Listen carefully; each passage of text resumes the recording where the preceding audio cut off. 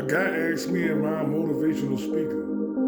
I don't consider myself a motivational speaker. I consider myself just a person that's struggling in America, who has a message, who tries to preach positivity, who tries to preach self-sustainability, who tries to do the things to try to rebuild my life and to show people that it's possible. I never consider myself a motivational speaker per se. I never consider myself the be-all, end-all, the knowledge on all topics or nothing like that. See, I'm humble. I don't have a narcissistic personality, and I'm humble enough to learn and get different views on things, and sometimes the views do change how I feel. Anything that you're trying to build in life, you cannot have the mindset that you know everything. That's a loser mindset, because you can always learn something new. You can always gain something from somebody else, even if you don't believe that they have more money than you or have more influence. Here's what I mean. About 2 weeks ago, I was going to the 7-Eleven and I seen an old World War II vet or Vietnam vet, and he was outside the 7-Eleven. He was begging for change to get a cup of coffee.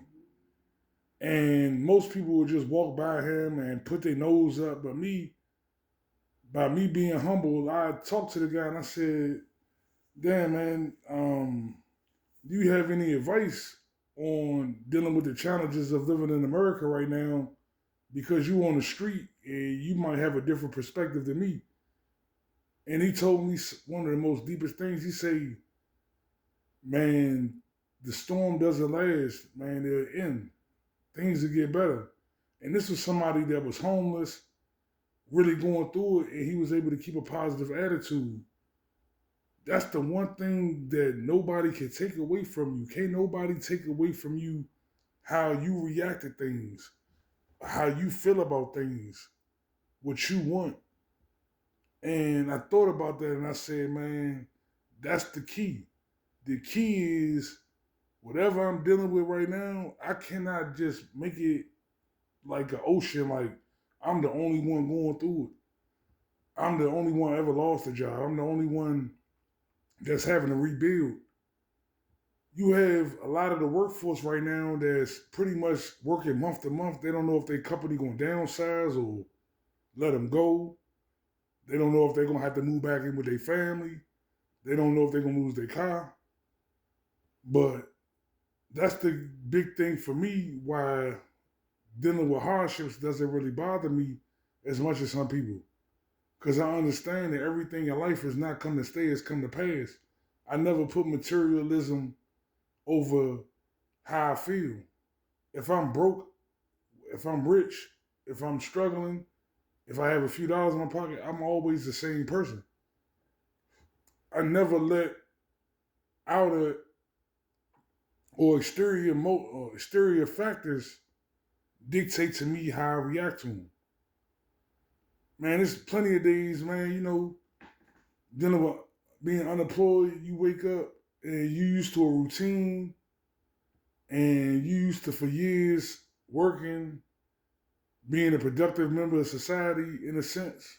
And then one day you just not working, you got fired or laid off, and then you got to rebuild your whole identity and rebuild your whole economic wealth or value. And a lot of people can't do it. It's hard.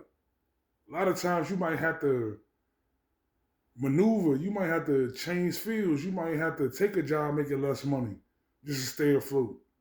That's the reality. That's the new America that we live in.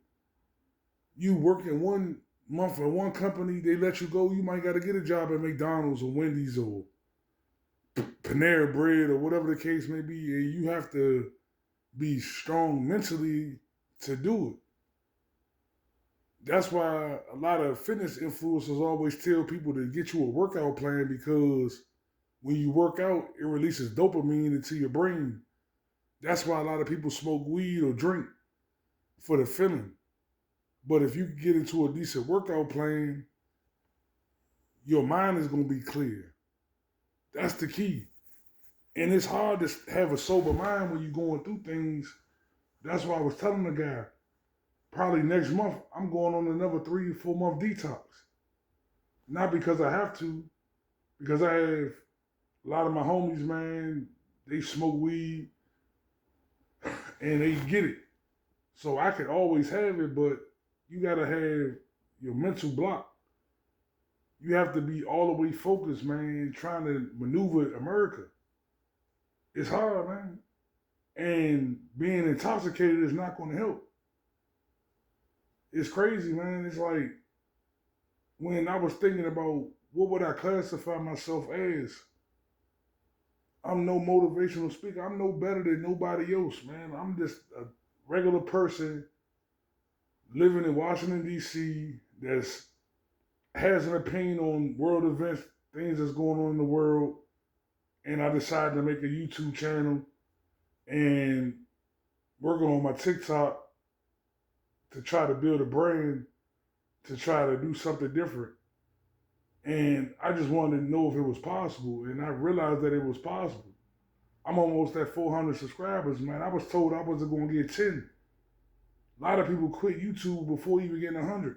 But I keep pushing every day because that's what I want to do. I created in my mind what I wanted to do. I wanted to change.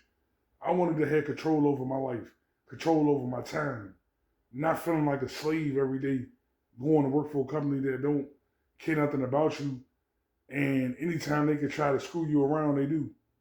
Got tired of that. Got tired of having another grown man telling me when I can take off and, or if I can take my time off and, or your vacation got denied.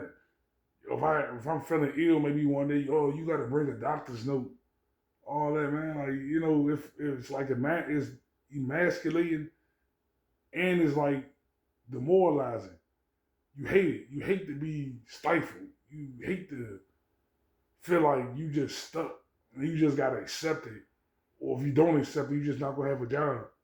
And all you trying to do is just live in America with inflation on the rise, gas prices going up, you know, rent going up. Most people having to move back in with their family.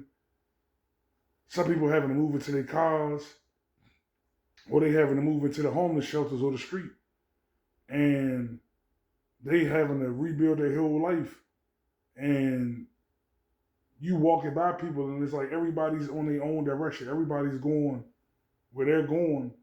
And you don't know maybe where you fit in. And you got to change that.